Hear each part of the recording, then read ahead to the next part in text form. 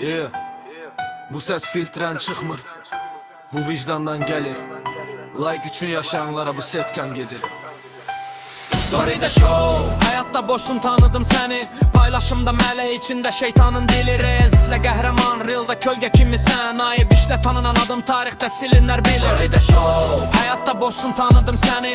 Paylaşımda mele içinde şeytanın dili. Reels'le qəhrəman, realda kölge kimi sən. Ayıb işlə tanınan adım tarixdə silinlər bilin. Sosial şəbəkə sizin üçün səhnədir maska. Bir gün trend sabah yox, silinirsən asan. Kamera açılan kimi dəyişir danışıq. Offline'da susan dillər online'da qarışıq.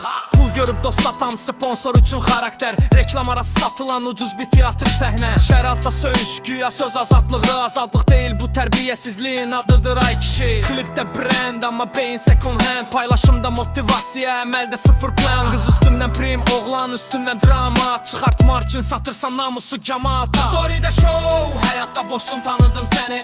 Paylaşımda mələ içində şeytanın dili. Reels'lə qəhrəman, realda kölgə kimi sən. Ayıb işlə tanınan adın tarixdə silinər bilir. Story'də show, hayatta boşsun tanıdım səni.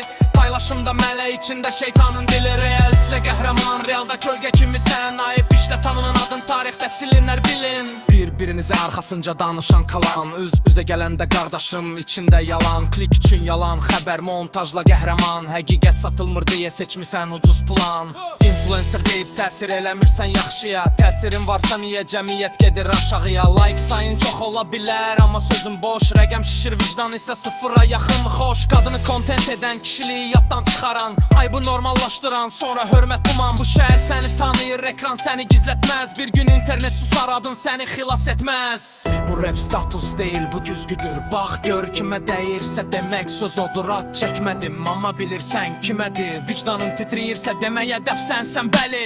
Biz zəhmətlə gələn yolu trəndə satmarıq. Bir gün sönən işığa ömrümüzü qatmarıq. Əsl söz ağır olar, filtr istəməz. Səssiz zəhmət qışqırar, yalan isə gizlənməz. Azərbaycan küçəsi bilir kim kimdir. Bugün viral olan sabah niyə silinir?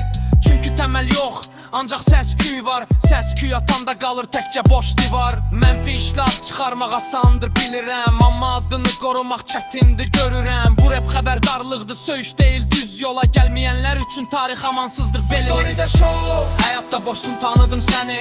Paylaşımda mələ içində şeytanın dili. Reels'lə qəhrəman, realda kölgə kimi sən. Ayıb işlə tanınan adın tarixdə silinər bilir. Story'də show, həyatda boşsun tanıdım səni. Paylaşımda mələ içində şeytanın dili. Reels'lə qəhrəman, realda kölgə kimi sən. Ayıb işlə tanınan adın tarixdə silinər bilin.